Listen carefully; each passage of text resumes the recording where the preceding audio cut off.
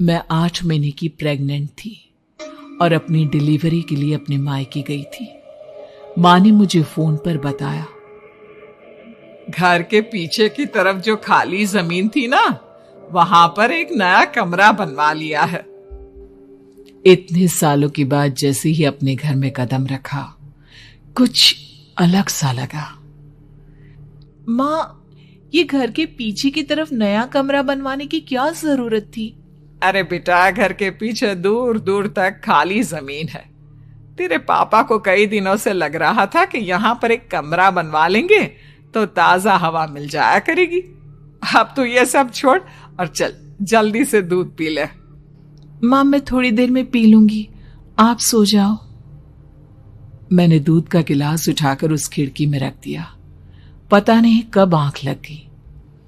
अचानक से खिड़की के पल्लों के खड़कने की तेज आवाज आई।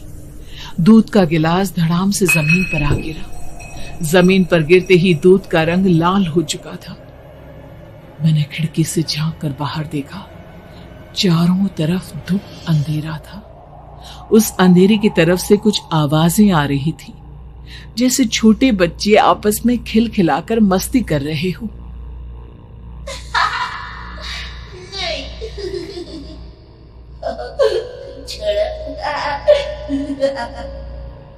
इतनी रात को इतने घनघोर अंधेरे में बच्चों की आवाज कैसे आ रही है? घड़ी में वक्त देखा तो ठीक 12 बजे थे। देखकर मैं सन्न रह गई। बुरी आत्माओं और भूतों की कई कहानियां मैं सुन चुकी थी। वक्त भी कुछ ऐसा ही था। ऊपर से मैं प्रेग्नेंट। सुना था कि ऐसे वक्त में अक्सर बुरी आत्माएं औरतों का पीछा करती है, तो क्या मेरे पीछे भी? पसीने से तरबतर बड़ी मुश्किल से, जैसे कांपते हाथों से मैंने उस खिड़की को बंद किया। जल्दी से जल्दी उस कमरे से बाहर निकलकर माँ के पास जाने के बारे में सोचा, लेकिन जैसे ही दरवाजे की तरफ पलटी, लगा कोई साया हवा की स्पीड से दरवाजे के सामने से गुजर गया। मेरे गले में अटक कर रह गई। मैं जोर से चीख कर माँ को बुलाना चाहती थी, लेकिन वो आवाज खुद मेरे कानों तक नहीं पहुंच पा रही थी। तो माँ तक कैसे पहुंचती? खिड़की के पल्ले एक बार फिर तेज हवा के झोंके से धड़ाम करके खुल गया और पूरी ताकत से मैं चीख पड़ी। जानती थी मेरी चीख की आवाज सुनकर कुछ ही सेकंड में माँ वहां पहुंच जाएगी, लेकिन ऐसा कुछ हुआ ही नहीं। मेरा कलेजा डर के मारे फटा जा रहा था। आखिर माँ ने मेरी आवाज क्यों नहीं सुनी? इतनी गहरी नींद में तो माँ कभी नहीं सोती। ठीक पीछे खुली हुई वो खिड़की। मुझ में इतनी ताकत नहीं बची थी कि मैं पलटकर उस तरफ देख भी सकूं। हवा का एक सनसनाता हुआ झोंका उसी वक्त मेरे कानों से आकर टकराया। लगा जैसे किसी ने दबी हुई आवाज में धीरे से मुझसे कहा, चली जाओ यहां से। मैंने दोनों हाथ अपने कानों पर रख लिए और एक बार फिर ताकत लगाकर जोर से चीखने की कोशिश की। माँ! पापा! मेरी आवाज उस कमरे की दीवारों से टकराकर वापस मुझे ही सुनाई दे रही थी।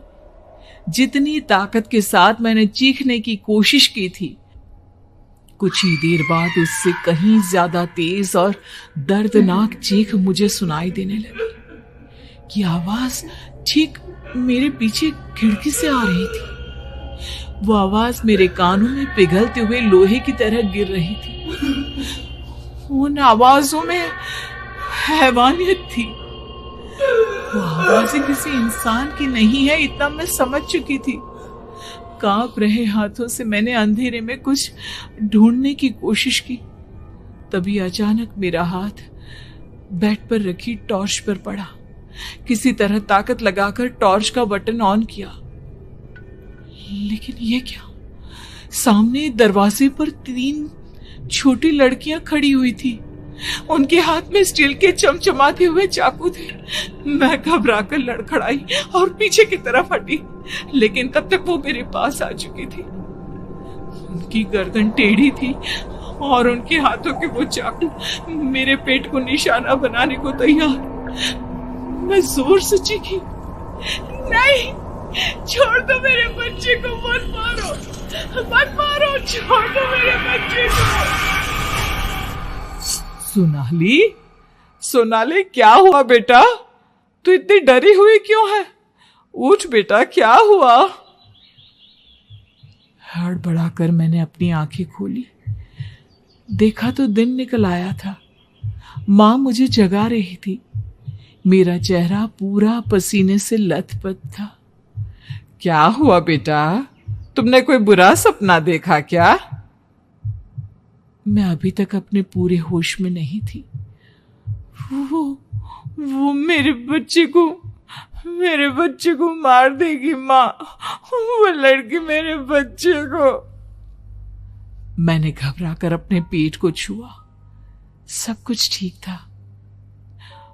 और वो दूध जो रात को यहां पर गिर गया था, उसका रंग लाल हो गया था। माँ ने हंसते हुए दूध का गिलास मुझे दिखाया। तुमने दूध पिया ही नहीं, पूरा का पूरा ऐसे ही रखा हुआ है। तुमसे कहा था ना सोनाली, सेहत के लिए लापरवाही ठीक नहीं बेटा। लेकिन मैंने तो सब कुछ अपनी खुली आंखों से देखा था। ये सपना कैसे हो सकता है?